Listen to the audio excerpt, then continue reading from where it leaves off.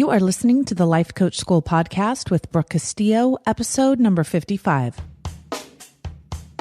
Welcome to the Life Coach School podcast, where it's all about real clients, real problems, and real coaching.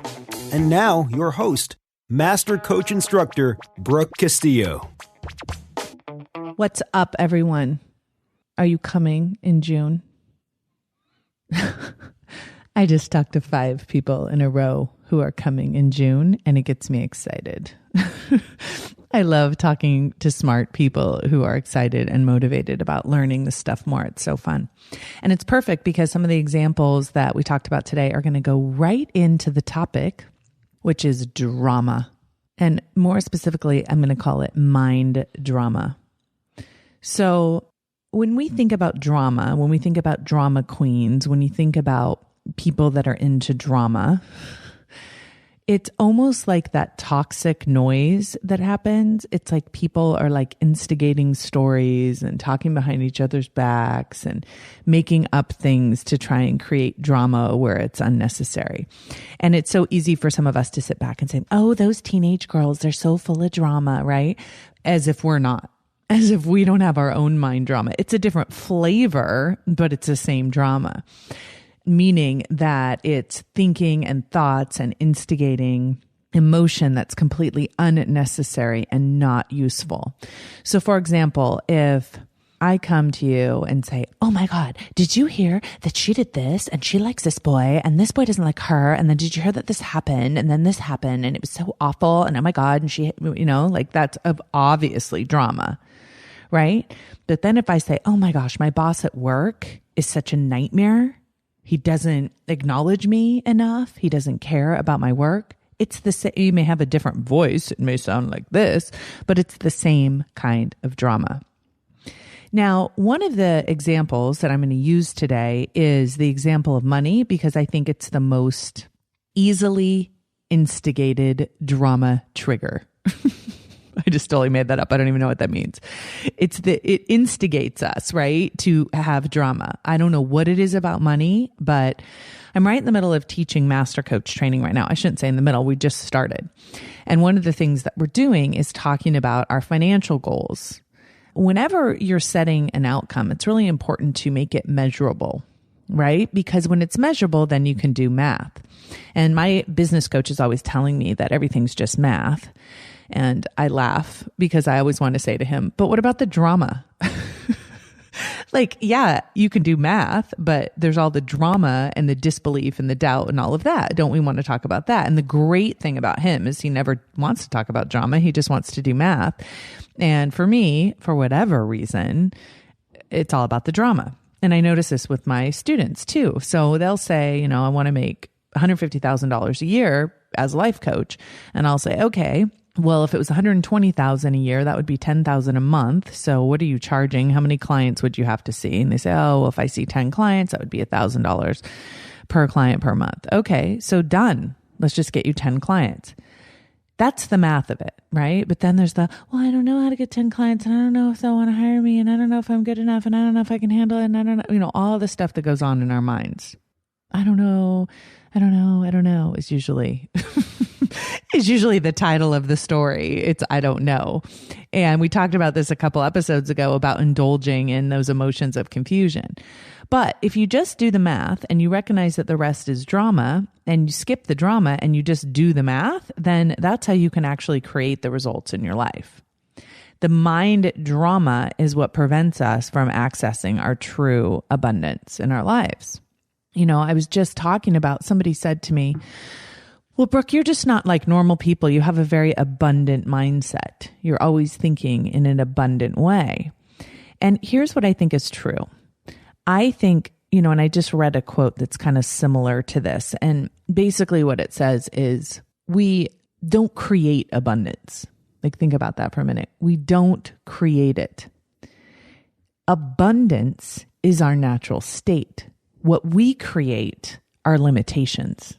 That's what we create. So the exact quote is, we don't create abundance. Abundance is always present. We create limitation. And that's from Arnold Patent and his book, Money. So think about that for just a minute. If we don't have any limiting thinking in our minds, then our natural state is abundance. If we aren't limiting ourselves, if we aren't thinking thoughts of limitation, then the world really is ours.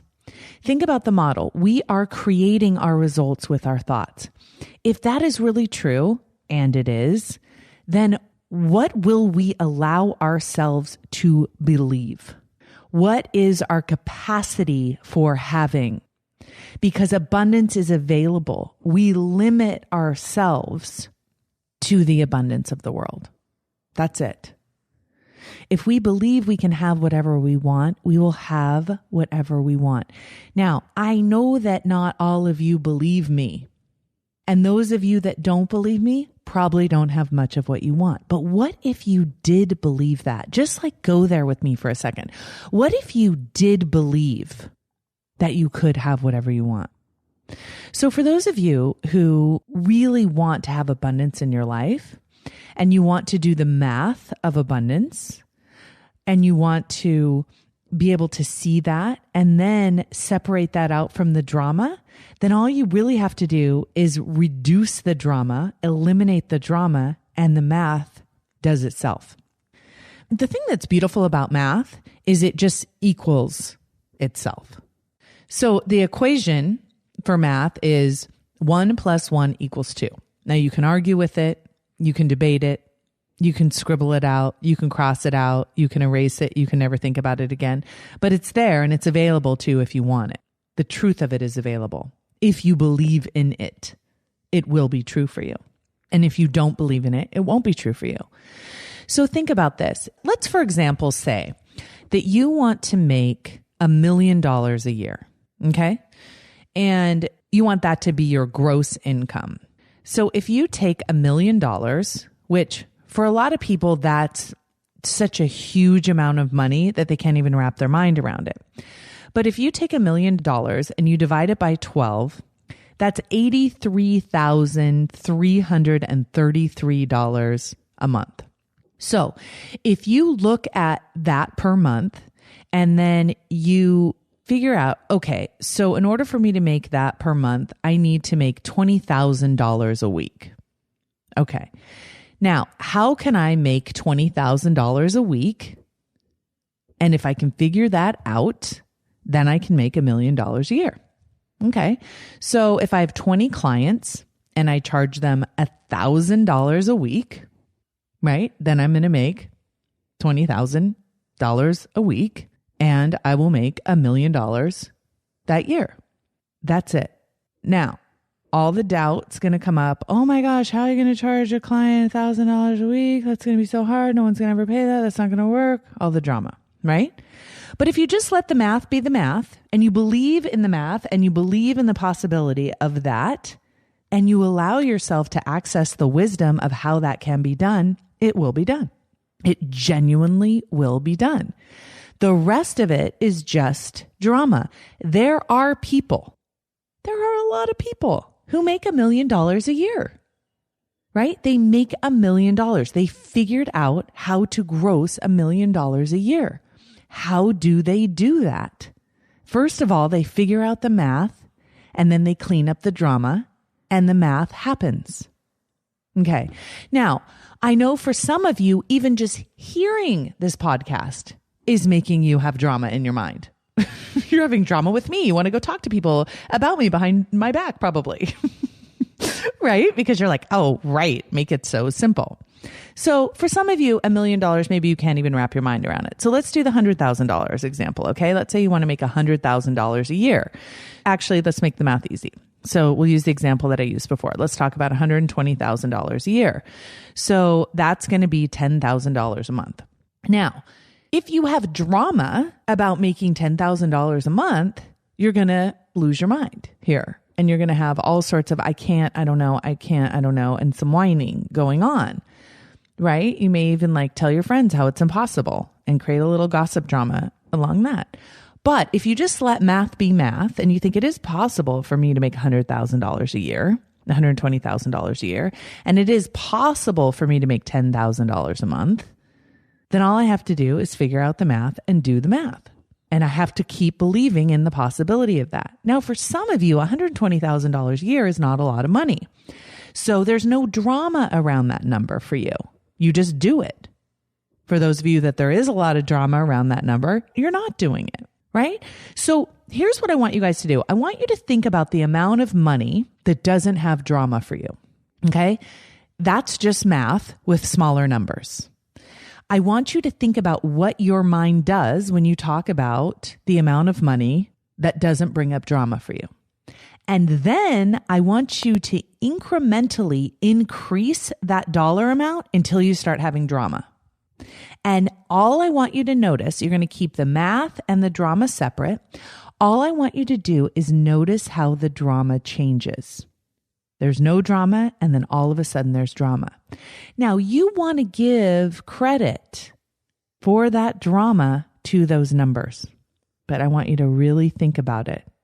It's kind of like giving credit for the gossip to the wall, right? Numbers just are numbers. All they do is add themselves up, right? They're innocent. The numbers are not causing the drama. Your head and your thoughts about what's possible is causing the drama. So for some of you, the drama starts at 120,000. For some of you, it starts at 150,000. For some of you, it starts at 500,000. For some of you, it starts at $1 million. And for some of you, it starts at 10 million. Okay. And you can do it per year or per whatever. But when you can manage the drama, when you can understand where the drama starts, maybe you can see that it has nothing to do with blaming the numbers for the drama, but something happens in your brain. And I watch it happen with my students, and it's so fascinating how their numbers are all different based on their belief system. So some people think making $150,000 is easy, and they make it easily. And they're in the exact same profession as another one of my students who thinks making $150,000 is hard. And I was just talking to someone about it today who said, well, I made money as an accountant making this much money, but I can't make the same amount as a personal trainer, right? So it's not that they don't believe they're capable of making that amount of money, but now they've made the drama about the specific profession that they're in. Now, what is drama? It's just a collection of thoughts that create a response, right? An emotional response. All of our thoughts create an emotional response, emotional vibration. So if I say to you, $150,000 a year, and you have an emotional negative response to that, it's because of your mind drama. It's because you have thoughts about what that means. And you're probably not going to make it. For those of you who I say $150,000 and you don't have any mind drama, you probably already make $150,000 a year, probably pretty easily. What's the difference? The only difference is how much you indulge and believe in your mind drama. So you need to understand what exactly that is. Here's the best way to deal with drama. When people try to bring drama to me, they'll come and they'll go, oh my gosh, everybody's really upset about this thing you did. I'll say, first of all, I need to know names. Who exactly is upset? What are their names? What exactly did they say? And what exactly did I do? I just do math with them, right? I separate out the facts from the drama.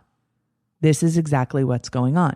This person's interpretation, oh my God, everything's falling apart, everyone's so upset, it's just drama.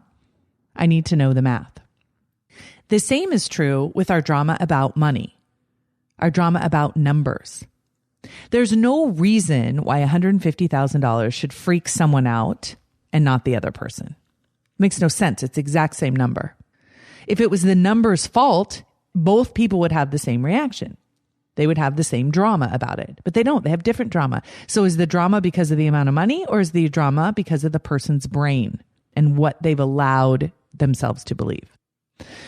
So I've told you guys before about my coach, my business coach, who charged me $36,000 for a coaching program. And I watched myself have drama about it, about that number and paying that number for coaching.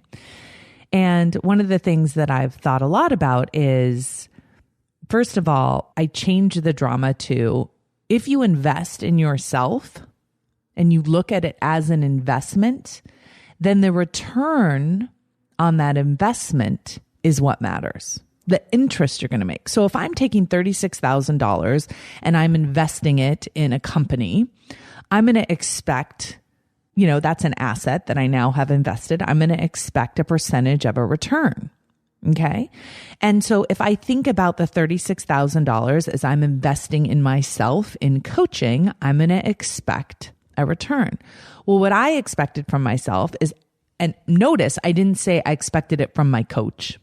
What I expected from myself is that if I invested $36,000 in me, that I would give myself 100% return on that investment. And I did. And the way that I did it is I just did exactly what my coach told me to do. He said, one of the selling points he made was, if you invest in this program, it is my hope that you'll make that money back in the first month we work together. And so I said to him, I want to make the money back in the first month we work together. And I did exactly what he told me to do, which of course, by the way, was math, which I had a lot of drama about, but my husband reminded me, wait a minute, you're just supposed to do what he says and you're supposed to skip all that drama stuff, right? So I did. I skipped the drama stuff and I just did exactly what he told me to do. I did the math and I made the investment back. Now, the other thing that really did for me, not only did it show me that I'm worthy of investing in myself, I'm better than any stock company I've ever invested in. I've never had a stock company that I've been able to get 100% return on my investment, which I did. So when you think about that, you guys, you think about if I invest $36,000, first I have to make the $36,000 back, and then I need to make another $36,000, right? So it's not just making the money back, but then it's increasing and doubling that investment. And so I didn't think about it as investing in the program. I thought about it as investing in myself, and I was responsible for my return on my own investment. And I'm a pretty good bet, right? That's what I figured out about myself. When I invest in myself, I deliver. So I might invest in myself a lot more, actually. And I'm really seriously thinking about where else can I invest in myself. Now, the other thing that it did for me is it really helped me think about the kind of clients that I want to attract into my life, the kind of people that I want to work with.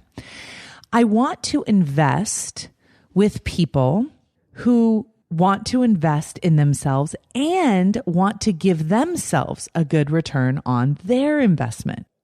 They're not looking for me to give them a good return on their investment because that's impossible.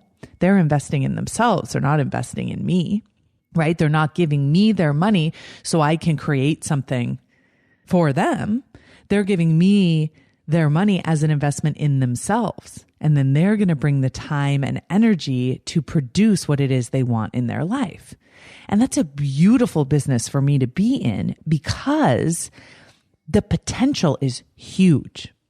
I mean, I've had people invest $6,000 with me that have made $100,000 in a year. Now, can I take credit for that? No, they invested in themselves. They did the work, and that return on investment was obviously exponential. So what it did is it kind of had me put my money where my mouth is, right? If I'm going to invest in a coach and I'm going to work really hard, that's going to set me up to attract, like attracts alike. I'm going to attract that into my life. So I've been attracting people that really want to make an investment, not just in money and expect me to do it for them, but invest money and time and energy and intellectual capital and action, massive action taking to create that result for themselves in their own lives. And I'll tell you what, when you're around a bunch of people like that, that is an amazingly good time. So in my coach trainings, one of the things that I love being able to say to everyone is there's no discounts. I don't offer discounts to come to my training. I don't offer scholarships. I do give a lot of stuff away for free. So if there's people, this podcast is an example of that. If there's people that don't want to spend their money on an in-person training, because notice that I didn't say they can't afford it, right? And it doesn't have to be training. It can be anything you guys want to do in your life, anything you want to buy, right? You say you can't afford it, but the truth is you want to spend your money on something else, and that's totally fine. But I don't offer any discounts. Everyone pays and invests the same amount because the level of energy from everyone who has gone all in on themselves and they're betting on themselves that they're going to rise to that occasion. And that kind of energy, you have that many people in a room all betting on themselves. That is a great, exciting, wonderful place to be. So the more abundant I've been in my own life, and what I mean by that is the more abundance I've allowed into my own life, the more abundant people that have come into my life. So I was talking to a student today who had just signed up for the training. And one of the things she was saying to me is that she thought that was a huge investment. And everyone in her life was telling her what a huge investment it was.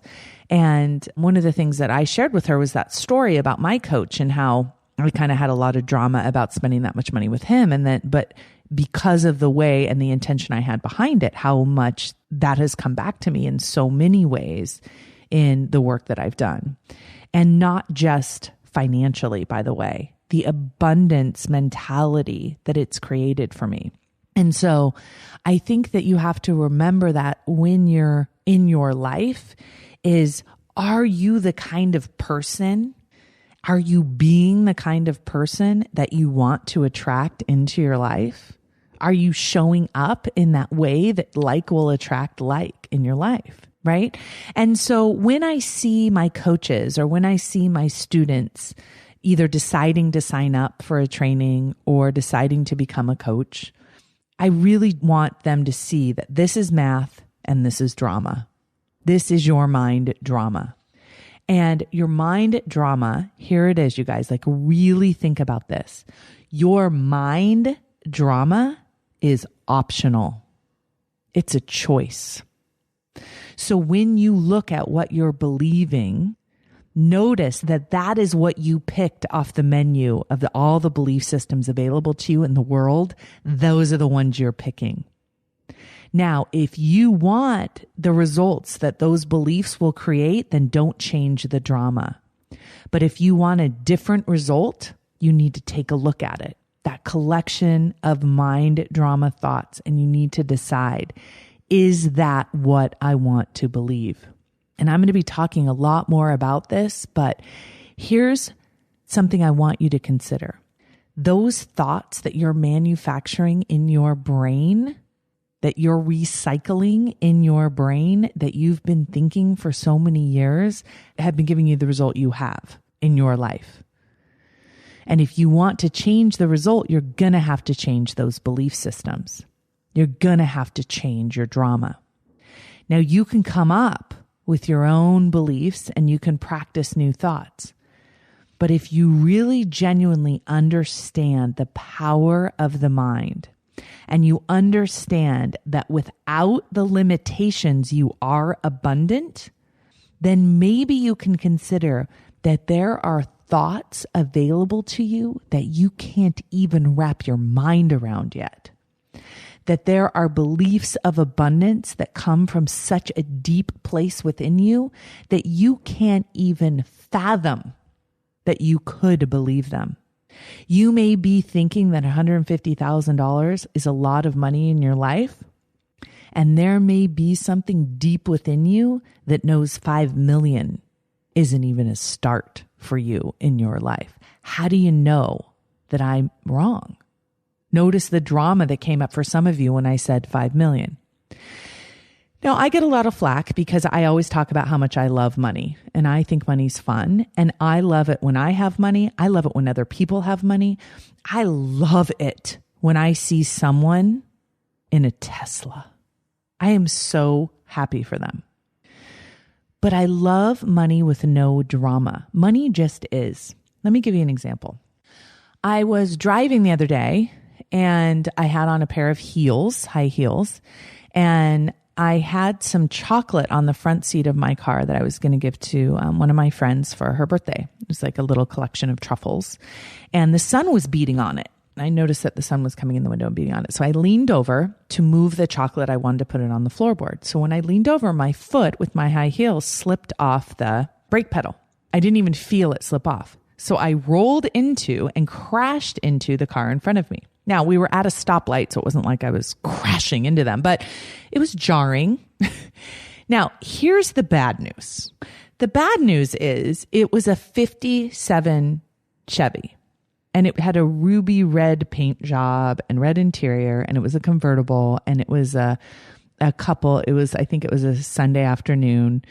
It was their pride and joy, obviously. They were horrified that I had hit their car. The guy next to me in the car next to me had been looking at the car and admiring the 57 convertible Chevy.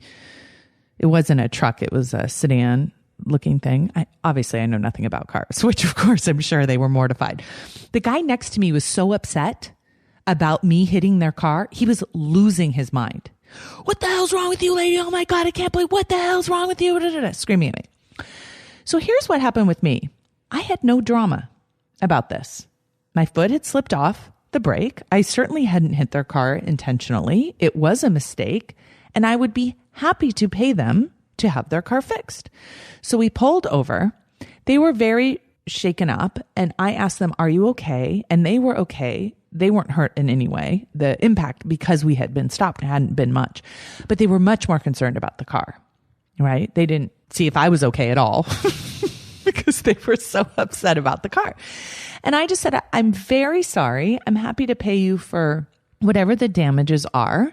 Please, here's my phone number. Here's my insurance information. Please just contact me directly and let me know what the damages are. We looked at the back of the car and there was nothing wrong that I could see from the car. Nothing. I mean, it had a steel bumper, which I guess is what cars had back in the day. And so there wasn't even a dent in the bumper. But I said, call me and let me know. Still no drama for me, which was impressive actually.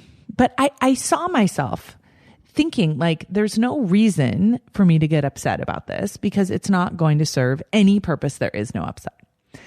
So the man called me a couple days later and he said, hey, I just want to let you know that they looked at the car and I guess when you hit me, the bumper actually moved up a couple inches and caused damage that we couldn't see. I'm going to take it to the body shop and have them do an estimate. And he said, I just want to let you know, this is a very old, expensive car. It's probably going to be expensive to fix. And I said, okay. Just let me know. So he called me back and he said, hey, I have the estimate. It's about $1,300. Do you want me to send it to you? And I said, yes, please send it to me. So he sent it to me and we started reading it and I still had no drama. And I told my husband, who was like, what the what? This is his drama. 1,300, what? He's like, God, you got to be more careful. How are you going to hit a 57 Chevy? Blah, blah, blah, blah, blah. And I said, listen, I just want to pay this. I feel like they've been inconvenienced by this situation. I want to pay it so they can get their car fixed. They're the ones that have to go to the body shop. This is a pain in the butt for them. It's $1,300. We're going to pay them. They're going to get their car fixed and we're going to move on with our lives. And that's it. And we're never going to look back because getting upset about it, complaining about it, negotiating with them, any of that, what is the point? So I paid it and I moved on, right? And I'm kind of astounded by how brilliant that is. Like I think about all the times when I've had so much drama in my life about much less money and still ended up paying it, right? And when I just come from a really abundant place, look, my foot slipped off the brake. It was absolutely my fault. I ran into their car. And by the way, this is my second accident. Just so you know, this is my second accident in like 2 months. And they're both been just minor fender benders. I didn't make it mean that there's something happening in the universe. I didn't make it mean that I need to get my act together and something's really wrong with me. I didn't make it mean anything. I didn't even make it be a problem. It just is that. The first one, I'm having my insurance take care of because the people are complaining that they have soft tissue injuries, which that's a whole nother podcast I might have to tell you all about. But still, here's the thing. And I had much more drama over that, which still, when I think about it right now, is completely unnecessary. The drama is unnecessary. It doesn't serve any purpose.